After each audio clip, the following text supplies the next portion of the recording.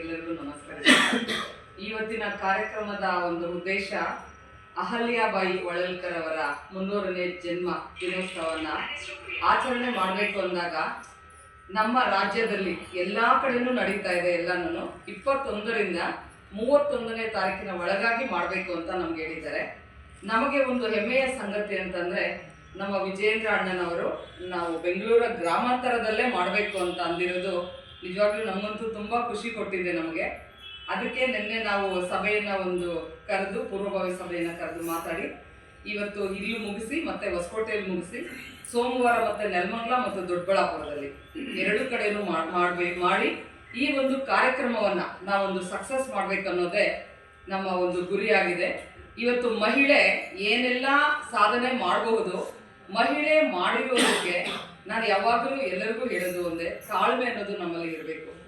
300 ವರ್ಷಗಳ ಇತಿಹಾಸವನ್ನ ಹಿಂದಕ್ಕೆ ತಿರುಗಿ ನಮ್ಮ ನರೇಂದ್ರ ಮೋದಿಯವರು ಅಹಲ್ಯಾಬಾಯಿ ಹೊಳಲ್ಕರ್ ಅವರ ಒಂದು ಕೆಲಸವನ್ನ ಗುರುತಿಸಿದ್ದಾರೆ. ಅಂದ್ರೆ ನಮ್ಮಲ್ಲಿ 3 ದಿನವೂ ತಾಳ್ಮೆ ಇಲ್ಲ. ನಮಗೆ ಈಗ ಬಂದಿದ ತಕ್ಷಣ ನೆಕ್ಸ್ಟ್ ಡೇನೇ ಬೇಕು ಅನ್ನೋದಿರುತ್ತೆ.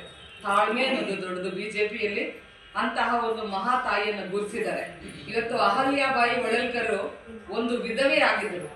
ವಿಧವೆ ಆಗಿ ಮಗ ಸತ್ತ ತಕ್ಷಣ ಅವರ ಮಾವನಿಗೆ ಯಾರು ಈ ರಾಜ್ಯಭಾರವನ್ನ ಯಾರಿಗೆ ಕೊಡಬೇಕು ಅಂದಾಗ ಸೂಕ್ತವಾದಂತಹ ವ್ಯಕ್ತಿ ಯಾರು ಸಿಗ್ಲಿಲ್ಲ. ನನ್ನ ಸೊಸೆಗೆ ಕೊಡಬೇಕು ಅಂತೇಳಿ ಆ ಒಂದು ಪಟ್ಟವನ್ನ ಕೊಟ್ರು. ಇವತ್ತು 5 ವರ್ಷ ಒಂದು ರಾಜ್ಯಭಾರವನ್ನ ಮಾಡೋಕೆ ಕಷ್ಟ ಅಂತ ಒಂದು ಸಮಯದಲ್ಲಿ 33 ವರ್ಷಗಳ ಕಾಲ ಒಂದು ಕಪ್ಪು ಚುಕ್ಕೆ ಇಲ್ಲದೆ ರಾಜ್ಯಭಾರವನ್ನ ಮಾಡಿದ್ದಾರೆ. ಅಂತಹ ಒಂದು ಮಹಿಳೆ ಮಾಡಿರೋದು ನಮ್ಮೆಲ್ಲರ ಖುಷಿಯ ಸಂಗತಿ. ಅಂದ್ರೆ ಒಂದು ಮಹಿಳೆ ಏನನ್ನ ಬೇಕಾದರೂ ಸಾಧನೆ ಮಾಡಬಹುದು ಅನ್ನೋದಕ್ಕೆ ಅವರು ನಮಗೆ ಒಂದು ಮಾಡೆಲ್ ಆಗಿದ್ದಾರೆ. ಅದನ್ನ ಇಂತಹ ವೀರ ಮಹಿಳೆಯರು ತುಂಬಾ ಇದ್ದಾರೆ.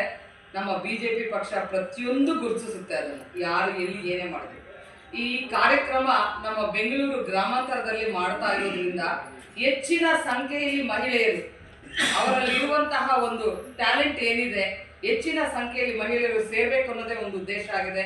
ತಮ್ಮೆಲ್ಲರಲ್ಲೂ ಇವತ್ತು ಕರೆದಿರುವ ಉದ್ದೇಶನೇ ಒಂದೇ, ಈ ಒಂದು ಪೂರ್ವಭಾವಿಗೆ ಸಭೆಗೆ ನೀವು ಬಂದಿದ್ದೀರಲ್ವಾ, ನೀವು ಬಂದಿರೋದು ಬರೀ ಸಭೆಗೆ ಅಲ್ಲ, ನೀವೆಲ್ಲರೂ ಜವಾಬ್ದಾರಿಯುತವಾಗಿ ಇಲ್ಲಿ ಬಂದಿದ್ದೀರಿ. ಇವತ್ತು ನೀವು ಈ ಒಂದು ನಾವು ಕಾರ್ಯಕ್ರಮನ ಏನ್ ಮಾಡ್ತಾ ಇದ್ದೀವಿ, ಆ ಕಾರ್ಯಕ್ರಮದಲ್ಲಿ ನೀವು ಸಹ ಜವಾಬ್ದಾರಿಯನ್ನ ತಗೊಳ್ತೀರಿ ಅನ್ಕೊಂಡೆ ನಿಮ್ಮನ್ನ ಗುರುತಿಸ್ಬಿಟ್ಟು ಇವತ್ತು ಪೂರ್ವಭಾವಿಗೆ ಸಭೆಗೆ ಕರೆಸಿರೋದು.